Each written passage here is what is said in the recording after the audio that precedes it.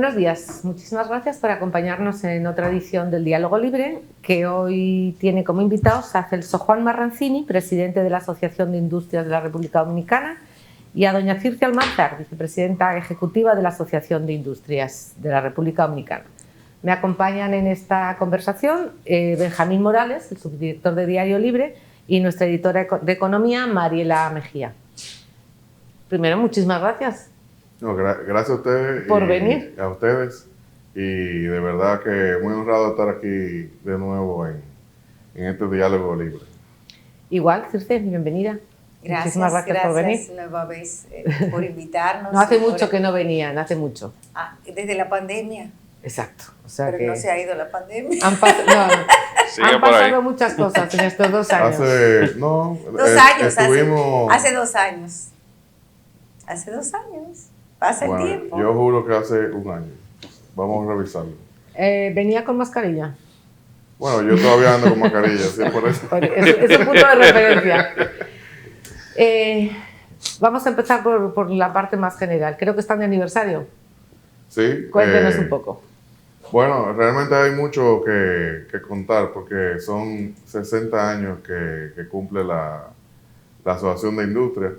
Y realmente pues estamos muy honrados por un lado y también estamos muy contentos con con llegar a cumplir 60 años y rememorar lo que significa, porque realmente ha sido una historia que nos llena de orgullo, una historia que va muy alineada con la historia reciente de nuestro país. Una historia de mucho sacrificio, una historia de innovación, de tomar riesgos, y una historia de logros y de éxito, porque realmente vemos cómo el sector industrial se ha desarrollado y ha sido siempre una pieza sumamente importante en lo que es nuestra economía, la generación de empleo y la generación de bienestar en la República Dominicana y sobre todo que el futuro es brillante. El futuro está lleno de oportunidades y de hecho se trata de seguir con ese impulso hacia los próximos 60 años para aprovechar Yo tenía esa percepción de que ustedes son de los más optimistas. En sus comunicados a lo largo de esta crisis económica de la pandemia, como que la IRD siempre ha sido muy optimista. Bueno, la naturaleza de un industrial es optimista, resiliente e innovador. Y realmente, porque son proyectos de largo plazo, son inversiones de largo plazo, que se sabe cuándo empieza y no se sabe cuándo termina. Y no solamente eso, que nunca se pueden detener. Una inversión industrial siempre tiene que trabajar.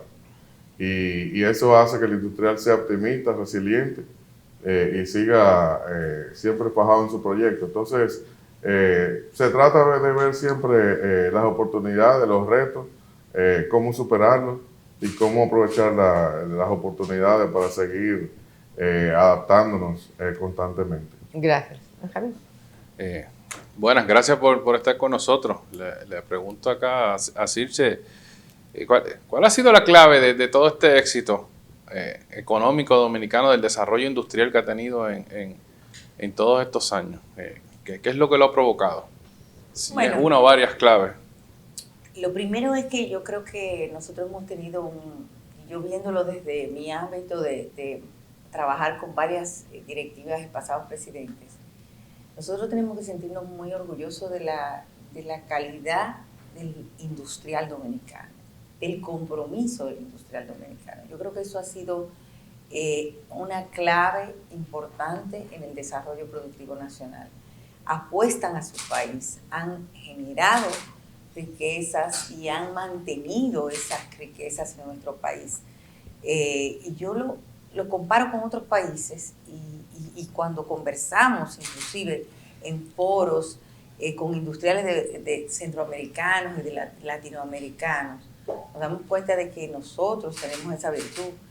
Nosotros apostamos a nuestro país, nos diversificamos también. O sea, el industrial trata de expandirse, de innovar con sacrificio, porque no es un tema fácil. Aquí hemos tenido crisis que realmente han hecho que muchas empresas quiebren. También la apertura de mercado ha generado unos ganadores y perdedores.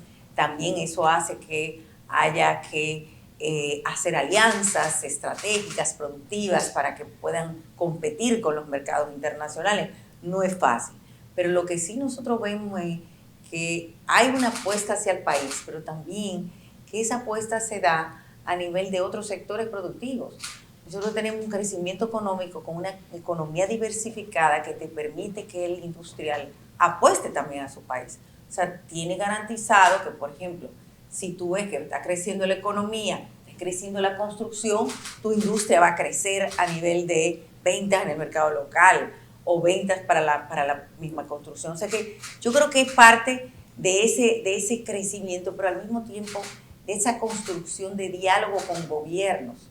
Nosotros no tenemos rupturas, o sea, tenemos una relación armoniosa con los gobiernos de trabajo. Claro, eso no quiere decir que no tengamos diferencia de criterio, no quiere decir que no pensemos en un momento determinado diferente, y yo creo que de eso se trata la democracia, y de eso se trata también defender los sectores, porque cada quien defiende su sector. Pero este país, comparado con otros países, nosotros tenemos una armonía, la verdad que muy, muy envidiable. Ustedes el año pasado anunciaron una inversión cuantiosa de casi 80,000 millones de pesos para este año. ¿Qué se ha invertido ya ahora hasta mayo de este año y en qué sectores ha logrado el sector industrial invertir este dinero anunciado? Bueno, recientemente hasta finales de abril anunciamos que ya se había superado el 50% de la ejecución de esas inversiones anunciadas, que realmente están dispersas por la geografía y por diversos sectores como de alimentos, sectores de materiales de empaque.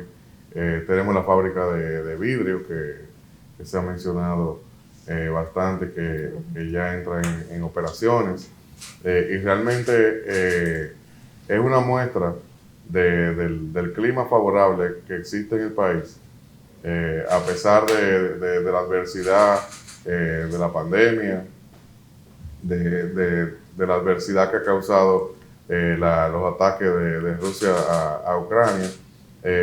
Vemos que en el país hay un clima favorable para invertir, y eso lo refleja el imán industrial que mide la ARD, lo reflejan los reportes del Banco Central, lo refleja el informe del Fondo Monetario Internacional, que justamente acaba de terminar su ronda por el país y emitir su informe. Refleja que hay un clima favorable en el país. Hemos mostrado ser una economía resiliente, dentro de la cual el sector industrial ha probado ser resiliente y clave, precisamente porque ha garantizado el suministro en los momentos donde no nos imaginábamos que iba a pasar, porque ha mantenido los empleos, porque ha generado más empleo, y porque en estos momentos de pandemia y de ataques internacionales o de situaciones geopolíticas internacionales, estamos invirtiendo por unos montos sin precedentes, porque el clima en la República Dominicana de inversión y de negocio es favorable. La adversidad viene de fuera, y eso es una muestra de confianza en nuestro país. Una de las iniciativas más interesantes, a mi juicio, del gobierno de Abinader es esta alianza con Costa Rica y Panamá, pero tiene una parte muy importante empresarial o industrial. ¿Cómo la ve? ¿Cuál es su opinión? Bueno, vemos que es una estrategia diplomática que puede rendir muy buenos resultados, porque de lo que se trata es de fortalecer esos lazos que hay con los Estados Unidos, no solamente de comercio, de amistad, democráticos, y también con países afines. Y de lo que se trata es de fortalecer aún más el comercio y esas relaciones a través de lo que se ha denominado ya no el nearshoring, sino el friendshoring. Y definitivamente Panamá, Costa Rica, la República Dominicana, pues son países que comparten una estabilidad política, un sistema democrático, una economía abierta y unos lazos estrechos con los Estados Unidos. Dicen que las tres economías juntas son el tercer socio comercial de los Estados Unidos. ¿Y ya hay contactos a nivel comercial, a nivel empresarial para fortalecer este proyecto? Todavía a nivel más político, existe el DERCAFTA, de lo que se trata es de buscar formas de fortalecer esos nexos y que ya existen. Tengo entendido que ahora en la cumbre de las Américas, pues eso van a haber más conversaciones. Y bueno, hasta ahora hay mensajes optimistas y expectativas positivas para ver cómo eso se puede lograr. ¿Cuán importante es mantener esa estabilidad política para ese factor de inversión en el país? ¿Cuán celosos debemos ser en ese aspecto? Bueno, eso ha sido clave y nosotros lo resaltamos. O sea, en esos 60 años de la Asociación de Industria y de Historia Industrial, uno de los factores clave ha sido esa estabilidad política que cada vez madura más y que sobre todo cuando nos comparamos con otros países decimos, pero caramba, la verdad que tenemos pilares fuertes y en ese sentido la estabilidad política es uno de ellos y eso es clave para el desarrollo de los sectores, sobre todo para pasar de un país de lo que denominan renta media, pues con el crecimiento económico sostenido, pues hemos logrado, y gracias a esa estabilidad política hemos logrado ese crecimiento económico sostenido. Y para poder vencer esa barrera de la renta media y llegar a una renta ya más alta, pues esa estabilidad política es fundamental para que la economía se siga desarrollando y pues podamos cada vez más atraer inversiones de mayor tamaño y también de mayor valor agregado. Al cierre del año pasado, ustedes publicaron los reportes trimestrales que hacen, que afectan a las industrias. La materia prima, el transporte marítimo y la carga tributaria fueron los 3 primeros. ¿Cómo anda ahora en este trimestre actual? Por ejemplo, estos apagones quizás afectan a la industria diferente a como lo hubo meses atrás. ¿Qué está afectando más a la industria ahora? ¿El sector eléctrico quizás sea uno de esos? Mira, la adversidad ahora mismo número uno es la situación de alto costo de la materia prima, definitivamente, que eso ya lo hemos discutido bastante, pero básicamente viene causado por el aumento de la demanda en lo que la oferta se iba adaptando por las medidas restrictivas de la pandemia, o luego de las medidas más restrictivas de la pandemia, en primer lugar. Segundo lugar, por el cuello de botella logístico, que también deriva de las medidas restrictivas de la pandemia, y ahora es exacerbado por los ataques de Rusia a Ucrania, que por un lado han sacado ofertas del mercado, han introducido incertidumbre también en el mercado, y ha hecho que los commodities han llegado a precios históricamente altos. Entonces, definitivamente, esos dos son los factores adversos número uno. Y bueno, van variando porque esa encuesta es trimestral o semestral. Trimestral. Y va reflejando las dificultades, cómo van afectando el tema eléctrico le afecta más que nada a las industrias que están en el norte. Es ahí donde se ha sentido más el tema de los apagones recientes, porque los cortes se están dando allá. Algunas informaciones que tenemos de nuestros socios básicamente son las empresas, las industrias que están en el norte. Pero recuérdense que muchas de las industrias, sobre todo las industrias a nivel ya de consumo masivo y las más grandes, son usuarios no regulados que tienen acuerdos directos con las generadoras. Por lo tanto, eso ha sido una de las grandes ventajas. Y si ustedes se fijan, nosotros hemos pasado de que el problema del sector eléctrico para el sector industrial era el número uno en un momento determinado, a que ya se encuentra como en el octavo, séptimo más o menos, y porque el costo el costo del mercado spot ha bajado significativamente y eso ha hecho que las empresas no tengan tanta carga a nivel del sector eléctrico. Pero, claro está, si hay un problema de suministro, eso les va a afectar.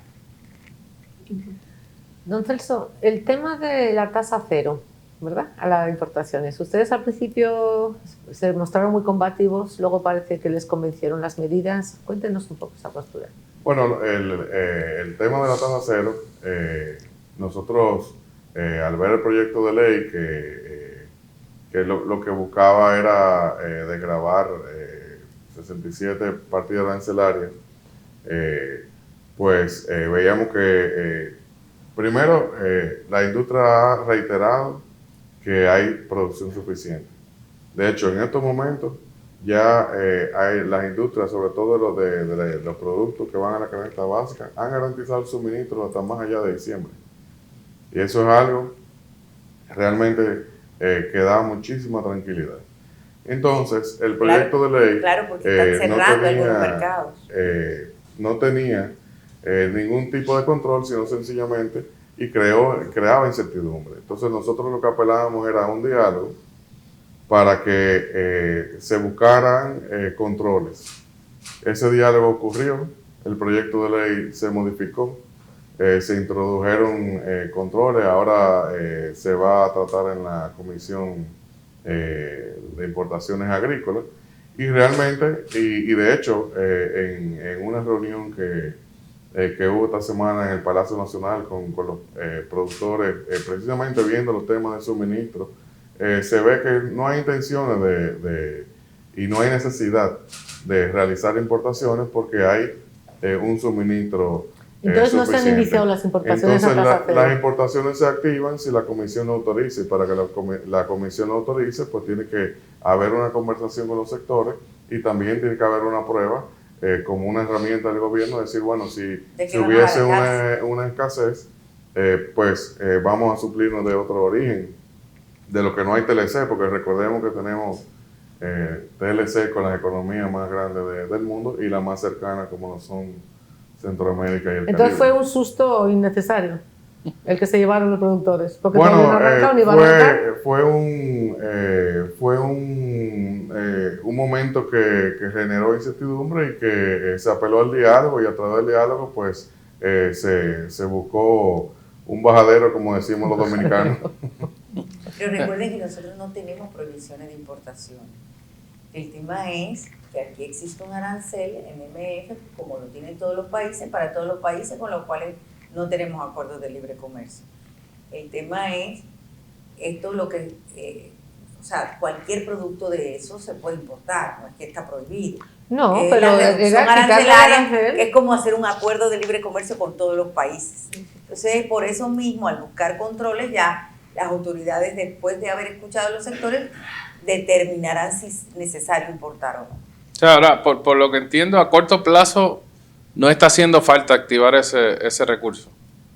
Porque estamos preparados. En los productos agroindustriales, industriales no. Ahora, se sabe y ha salido en la prensa desde hace tiempo que después de la fiebre porcina hubo escasez de pollo y ha habido que se realizar. Y con ese sector también se ha estado conversando y siendo muy cauteloso con los lugares. Y de eso se trata, que siga siendo así. Porque eso es clave para este ambiente y este clima favorable que existe, que no existan incertidumbres innecesarias. Hay un tema también importante que Circe, de hecho, es una de las voceras de ese tema. Han hablado mucho de cesantía, ya sabemos la postura. Es el tema tuyo, y de muchos. El tema muy... La postura de los sindicatos es que ni se trate el tema. De ustedes es que no la quieren eliminar, sino una reforma que les beneficie mejor a las finanzas de las empresas, y el gobierno que y no es eliminarla. Según nuestro pensar también. Pero ¿en qué va este tema? Porque las reuniones se dan y a veces uno ni se entera que se reúne el diálogo tripartito, pero se están reuniendo. Todas las semanas prácticamente. ¿Dónde? En el Ministerio de Trabajo. Yo no sé. Justamente, entonces, ¿cómo van las conversaciones Y además de la cesantía, hay otro tema que es como de los que internamente genera más ahora conflicto. No sé si el trabajo remoto también, que nos puede decir que se ha avanzado sobre eso. Nosotros iniciamos con una metodología, primero de revisión de todos los acuerdos que se habían hecho, viendo todos los trabajos anteriores. Recuérdense que esto empezó hace aproximadamente 10 años, estamos en este diálogo. Y recoger todos esos trabajos que se habían hecho para que entonces pudiésemos validar si hay algo que volvemos a introducir, si hay algo que ya prácticamente lo consideramos trabajado o si se mantiene como está en el código. Eso tomó un tiempo, tomó un proceso. Luego validamos el ejercicio que yo creo que fue más productivo de los 2 procesos de diálogo que llevamos, que fue el de los procedimientos judiciales o procedimientos para los litigios en materia laboral. Y se trabajó con los técnicos de los 3 sectores y bueno, pues prácticamente llegamos a un acuerdo de casi todos los artículos. Aproximadamente, eso tiene como aproximadamente casi 400 artículos trabajados. Eso no quiere decir que se van a modificar todos, sino que se limpiaron. O sea, estamos hablando de que hay un gran avance en materia de procedimientos. Entonces, luego, culminado ese proceso, entonces iniciamos con los puntos de interés de cada sector. Y los puntos de interés se agruparon, pero tienen, de acuerdo al interés, hay una numeración en el código actual.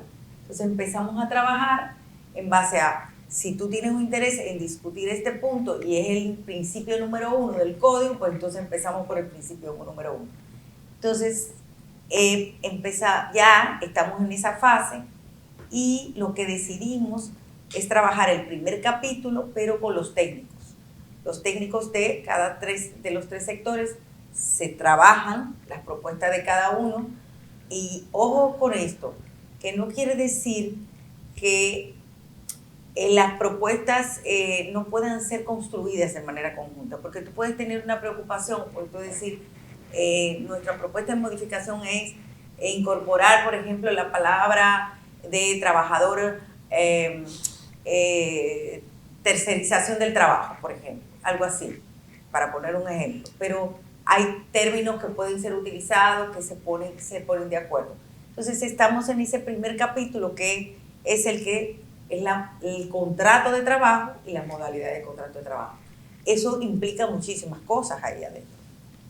Muchísimas cosas, desde las nuevas modalidades de contrato de trabajo, que es lo que estamos viendo, hasta la terminación.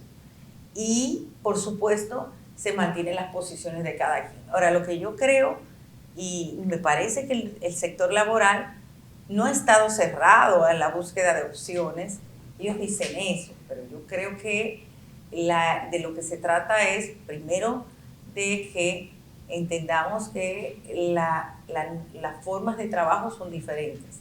Si no hacemos una adecuación, se nos va a ir el trabajo para la informalidad. Y no solamente aquellos que en empresas que no cumplen con sus obligaciones, sino una informalidad porque no existe la regulación. ¿Me explico? O sea, una cosa es aquel que está informal porque el empleador no cumple con su obligación, y otra cosa es la informalidad de aquel trabajo que no está regulado, que es el peligro que tenemos, que es aquel que, como tú dices, el teletrabajo, aquel que tú no vas a poder controlar, que es el que está allá afuera, que te contrata a alguien local, que tú no sabes las distancias, o sea, esas nuevas modalidades de trabajo que ya tenemos que irlas viendo. Circe, pero nos da la impresión de que no tenéis plazo. Si lleváis 10 años hablando, pueden ser otros 10. Nosotros somos los más interesados en que vayas rápido. De Pero hecho, está tan ligado ahora con la siempre reforma vamos a las reuniones. Pero va tan ligado a la reforma de la Ley de Seguridad Social, el Código de Trabajo, que si vamos a estar otros 10 años, Sí, va a aparecer el Código Penal.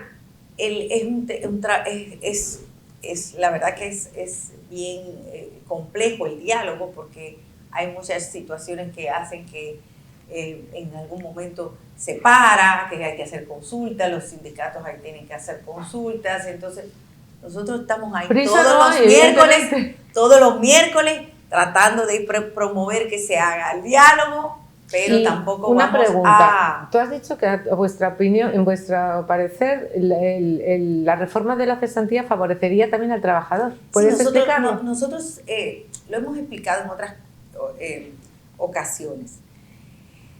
La empresa tiene... la cesantía es un derecho eventual, no es un derecho que se da en la medida en que tú ejerces el derecho al desahucio, ¿verdad? Que es cuando tú despides un trabajador sin causa justificada, ¿verdad? No es un derecho absoluto, no es un derecho que lo tiene el trabajador. Pero ¿qué pasa? Que siempre está como una carga laboral para la empresa. Y como la cesantía tiene un efecto dominó porque se hace sobre la base de la cobertura de lo que tú pagas como pensiones, ¿verdad? Entonces, como yo le explicaba una vez a Mariel, la cesantía en un momento determinado aquí cubría lo que era la indemnización del trabajador por un despido injustificado, que es lo que tú debes pagar. O sea, oye, si tú estás trabajando, es como una especie de que cómo tú te mantienes durante ese tiempo que tú me sacaste, ¿verdad?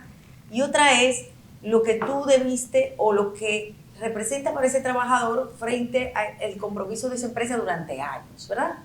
O con su trabajo para poder tener una vida después de que culmine su trabajo en esa empresa, la pensión, como si fuera un sistema previsional. Esa parte se cubrió con la Ley de Seguridad Social, con la 8701.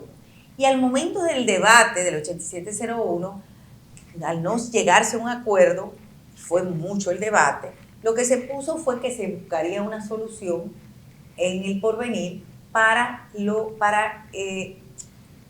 sustituir la cesantía por un mecanismo que fuese o un seguro de desempleo o otra modalidad que no gravara o no cargara tanto a la empresa, porque el elemento central es los años acumulados y los salarios que se van ajustando en cada año, y la cesantía se hace sobre la base del último salario.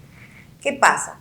Que eso hace que la empresa no refleje tan fácilmente en los incrementos salariales. O sea, hay empresas que no se motivan a hacer incrementos salariales sustanciales porque en la medida en que hay mayor salario, mayor es la carga laboral porque está proporcional al nivel salarial último, pero no del momento, sino de todos los años anteriores. Y eso es lo que afecta quizás a nuestro modo de ver. Hay dos razones que provocan que los salarios en nuestro país sean bajos, que es el tema de la carga laboral y el tema de la informalidad y de la inmigración. Esos son los elementos centrales que hacen que presionen a la baja los salarios. Si tú encuentras una mano de obra barata, te presiona el salario formal bajo.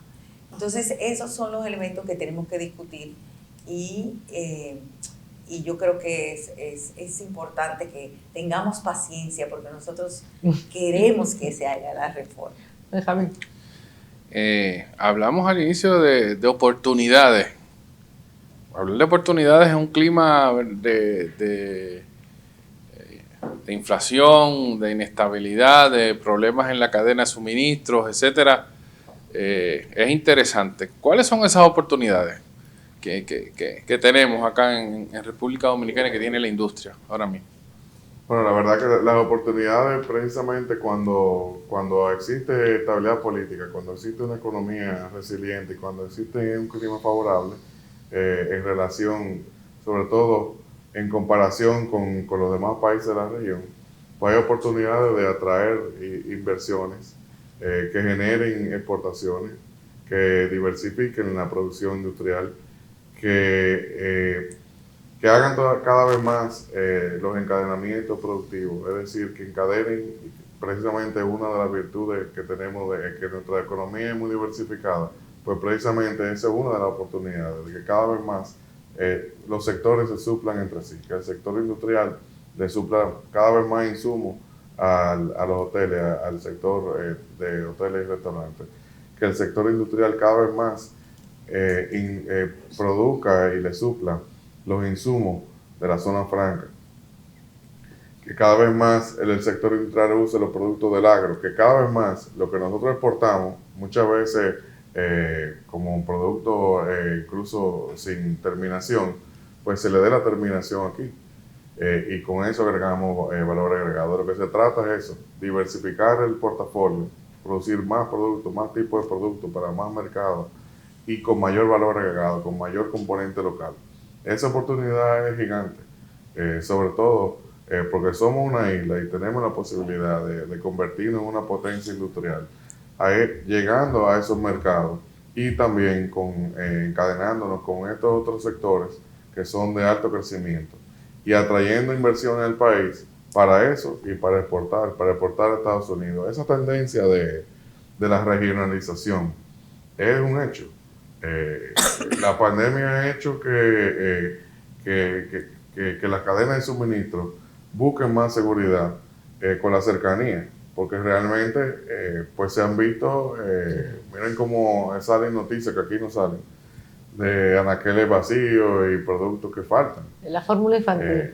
Entonces la cercanía es una realidad, pero Sí. lo que nosotros tenemos que no solamente ver eso, sino ver que también la competitividad y la sostenibilidad a largo plazo es importante, porque esto va a pasar y al fin del día hay que ser competitivo para poder exportar y participar en otros sectores. Entonces, esa combinación de factores con esta estabilidad política y con este clima, esta economía que a pesar de la adversidad que viene de fuera, pues sigue creciendo, es una oportunidad gigante para la reindustrialización del país, para aumentar las exportaciones y los empleos.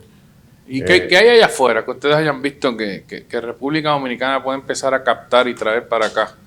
Bueno, allá afuera hay casi 400 millones de habitantes en Estados Unidos, con el mayor ingreso per cápita del mundo, con una población dominicana muy importante, latinoamericana muy importante, y realmente con una capacidad de consumo y también una economía de mercado que lo que hace es consumir. Y asimismo también tenemos Europa, que aunque es más pequeña, pero tiene un poder adquisitivo sumamente alto. Y tenemos también los vecinos, pero yo creo que con casi un billón de habitantes, con uno de los ingresos per cápita más altos del mundo, pues solamente eso es una gran oportunidad. Y la oportunidad de poder encadenar los sectores es una ventaja, porque realmente muchos países vemos que se destacan en una cosa. Nosotros hemos visto que hemos desarrollado con el turismo ha repuntado. De hecho, hemos sido reconocidos por la Organización Mundial del Turismo como el país que primero y que mejor se recuperó de la pandemia. Los turistas, la llegada de turistas ha aumentado, las exportaciones de zona franca siguen aumentando, las exportaciones mineras siguen aumentando. Hay una oportunidad de crecer más en ese sector. Entonces, en la medida que todo esto se encadena, reforzamos la competitividad, vemos los factores a largo plazo, pues realmente vemos que es posible que crezcan nuestras exportaciones, crezca nuestra producción y con eso el Producto Interno Bruto y los empleos. Se está hablando, que es muy interesante, el tema de, a la luz de lo que pasa ahora con la guerra, el embotellamiento en China, etcétera, de crear, digamos, unos mercados amigos en el cual estrechar más esos lazos entre esas economías que son afines y depender de ellas y sacar del juego más a estos países que tienen, ¿verdad?, otra forma de hacer las cosas. ¿Es eso una oportunidad concreta para República Dominicana si se diera un escenario internacional así? Sí, claro, y hablábamos de la Alianza por la Democracia, que lo que busca todavía a un nivel diplomático y político de fortalecer los lazos que ya existen, que en el plano comercial es el de RCAFTA. Pero hay muchas barreras que derribar, porque realmente es verdad, el RCAFTA tiene degradación del producto, pero todavía hay muchas barreras no arancelarias que a través de un acuerdo como este se podrían facilitar. y sobre todo con los Estados Unidos, y que los Estados Unidos vean a la República Dominicana no solamente como un país con el cual tiene El caso de libre la carne, comercio, por ejemplo. no solamente un país con el cual tiene libre comercio, sino un país estratégico para suplir. Por ende, las regulaciones internas de los Estados Unidos y las nuestras se acercan, porque muchas de esas barreras no arancelarias, como las compras del Estado, las normas internas, la del Departamento de Transporte, las normas ASTM, las normas de la FDA, son normas internas que muchas veces sirven como barreras no arancelarias. Entonces, eso es un ejemplo. En la medida que acercamos y vemos a la República Dominicana desde los Estados Unidos como un país amigo, un país con el cual hay libre comercio por más de 15 años, y además de eso, un país estratégico como suplidor, pues eso se puede acercar y además atraer inversiones locales y de ese país para fortalecer las exportaciones de aquí hacia los Estados Unidos. Y eso es posible, pero hay que trabajar en ese sentido y seguir trabajando en ese sentido. ¿Usted ve alguna posibilidad de crear un muro económico? Que a veces se habla, ¿no?, de hacer un muro económico con Haití más que un muro físico, con algún modelo de industria. La verdad que ese es un tema muy complejo, muy complicado, y de verdad que han habido iniciativas maravillosas y pueden ser parte de la solución, pero el problema haitiano es tan complejo que yo creo que no hay una sola solución, y por eso vemos que el gobierno ha apelado a protegernos, lo cual es acertado, porque no podemos tapar el sol con un dedo ni cubrir 300 kilómetros con buena voluntad. O sea, realmente tiene que haber una protección de la frontera, porque se trata de un Estado fallido, un Estado que no existe prácticamente gobierno, es un Estado donde hay bandas, es un Estado donde pasan el crimen organizado, es un Estado donde hay problemas de salubridad. Entonces, sería tan irresponsable. Pero es muy difícil invertir, quiero decir que los industriales no se animarían a poner lamentablemente algunos países y algunas organizaciones internacionales pues nos critican, pero realmente nosotros somos víctimas yo creo que han habido, y esas tema. iniciativas que hay en Pedernales van a favorecer que también haya mayores niveles de población dominicana en la frontera, que eso es una barrera importante. El tema es los ejemplos que quisimos hacer, que es un ejemplo maravilloso el de Codevi, sí, que es el más complejo en estos momentos por la situación que tiene Haití. O sea, que replicar ese tipo de modelos sería complejo, pero instalar empresas, sobre todo en las zonas estratégicas de la frontera, porque no es lo mismo en una zona que en otra, porque hay sitios que realmente necesitan infraestructura de nuestro país, y nosotros lo hemos dicho. Nosotros fuimos y visitamos la frontera, y la verdad es que hay sitios donde todavía no tienen suficientes instalaciones de servicios públicos que se requieren para poder tener una mayor protección. Yo creo que es importante, pero las inversiones nuestras ahí se pueden dar. Nosotros duramos mucho tiempo tratando de resolver el tema de la ley fronteriza para que realmente fuese una ley que promoviera el desarrollo en la zona y no una ley que promoviera el desarrollo en otras zonas. Y realmente están ahora en el proceso ya de aprobaciones, precisamente depurando, porque uno de los aspectos que se puso en esa ley fue de que tenían que tener un porcentaje de más de un 70 y pico por ciento, 70 y algo por ciento de empleos en la zona. Y eso ha sido difícil de demostrar. Entonces, esos son temas que es importante, porque la medida en que construyamos empleos en la zona, pues será más fácil. Será más fácil. Ustedes están hablando mucho del tema de oportunidades, de inversión acá. A nivel de formación del capital humano en las universidades, en oficios técnicos, ¿se está formando el capital que requiere el sector industrial ahora mismo en nuestro país? La ANGE hacía unos estudios. Está haciendo uno ahora que lo estamos apoyando.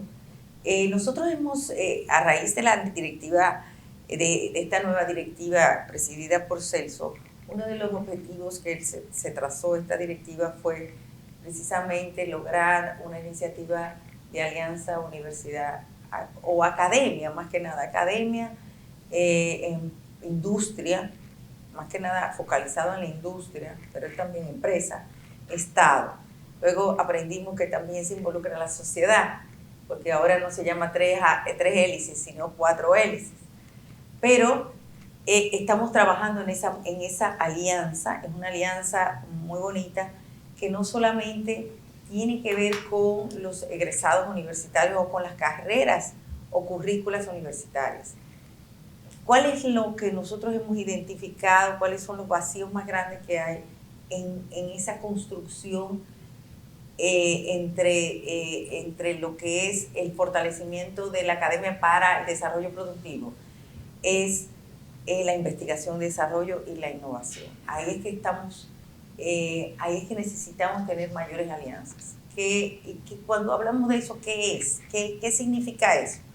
Bueno, en muchos países vemos que ese tabú de que una empresa no podía estar dentro de una universidad poniendo maquinaria para que la gente practique o haciendo pasantías en las universidades específicas, con alianzas específicas con universidades que cada una tenga su fortaleza, no es malo. O sea, aquí tenemos como una serie de mitos o tabúes que tenemos que romper. Y estamos en esa iniciativa. De hecho, ya el Ministerio de Industria y Comercio ha iniciado unos programas específicos dentro de una iniciativa un poco más puntual del ministerio, pero que también la queremos hacer como parte de esta experiencia, de esta alianza más general, que son las pasantías en universidades. Y no se imaginan la cantidad de industrias interesadas en acoger a estudiantes para diferentes tipos de pasantías. O sea, por ejemplo, y el Lean Manufacturing, para temas que tienen que ver con calidad, técnicos en calidad. O sea, muchas iniciativas que uno pensaba que no estaban en las empresas y sin embargo están totalmente ansiosas. Eran 10 cupos la semana pasada y lo sobrepasamos casi por el triple de interesados. Interesante. Me están haciendo señas ya, solo nos queda una pregunta cada uno. Futuro, ¿hacia dónde vamos? ¿Cuál es el camino? Bueno, realmente nosotros vemos 4 pilares, o tal vez un poco más, pero el futuro va a esa diversificación, aumento de valor agregado. Tenemos que enfocarnos en aumentar más el valor agregado, utilizando más materia prima nacional en lo que ya se produce y usando como esa materia prima que se exporta como materia prima nacional, motorizando y facilitando más esos encadenamientos. La innovación es parte del futuro, es fundamental ese trabajo con la academia. Aquí tenemos que tener laboratorio, aquí tenemos que tener investigación, aquí tenemos que fortalecer las universidades para que sean una cantera de investigadores, para que salgan patentes de la República Dominicana. Aquí también tenemos que el liderazgo, seguir buscando un liderazgo, una renovación del liderazgo, el liderazgo femenino. Aquí también tenemos que seguir enfocados en la sostenibilidad, en el cuidado del medio ambiente, cada vez más. Es una tendencia y una necesidad muy marcada. El futuro está también en esa diversificación de mercado. Eso es fundamental para poder traer más y mejores inversiones. Mariela. Usted mencionó una palabra importante, de hecho es una línea editorial del Diario Libre, es el medio ambiente. ¿Qué están haciendo las industrias para poder enfrentar las quejas de las comunidades donde algunas están instaladas, ser productivas y cuidar el medio ambiente? ¿Cuál es la estrategia ahora mismo? Bueno, la estrategia ahora mismo es mucho más allá. O sea, las industrias trabajan trabajan con la comunidad y trabajan con el cuidado del medio ambiente. Pero viéndolo hacia el futuro, es más hacia la sostenibilidad, hacia hacer productos que tengan menor impacto con el medio ambiente. Hay muchas nuevas tendencias, la de tener cero impacto en el medio ambiente. Hemos visto muchas empresas que ya son ejemplos y que se han certificado. Hay muchas iniciativas también de fomentar más la economía circular y ya hay ejemplos como lo promovido por Nubi con la cadena de PET, que ya se ve en muchos puntos de la ciudad y que lo que está haciendo es recogiendo las botellas de PET para compactarlas y reusarlas. Y ese proyecto tiene un alcance interesantísimo, que va hasta montar una planta para regenerarlo, para volverlo a convertir en materia prima y volver a hacer la botellita. O sea que en esa dirección, eficiencia energética cada vez más y en fin, tener un impacto neutro con el medio ambiente. ¿Entonces le van a dar o no le van a dar el permiso al Barrick? Realmente se debe analizar y realmente después que hay un ejemplo como de tantos años de una empresa que vino a remediar un impacto ambiental negativo y que realmente es un ejemplo de operación, pues lo lógico es que el estudio de impacto ambiental sea favorable y se logra esa inversión, que es muy necesario, porque muchas veces vemos la parte amarillita de las cosas, pero el país necesita ese tipo de inversiones. Y tal vez ese tema se comunica menos y más en lo otro, porque sobre todo en estos momentos, una inversión de esa naturaleza y mantener el nivel de exportaciones que tiene la Barrick es sumamente importante, porque si esa inversión no se da, sus exportaciones van a ir decayendo, porque lo que necesita es poder procesar más mineral para poder sacar la misma cantidad de oro. Pues muchísimas existe gracias. La minería responsable, existe, nosotros creemos en eso. Y hay más ejemplos, Falcón, Formidón, son empresas modelos que realmente yo la he visto. Hay que ver el impacto positivo que tienen y no solamente la mala publicidad que algunos sectores quieren resaltar. Circe, don Celso, muchísimas gracias por haber venido. Gracias a ustedes y a ustedes. Bueno, Y a todos ustedes, hasta la próxima semana en otro Diálogo Libre.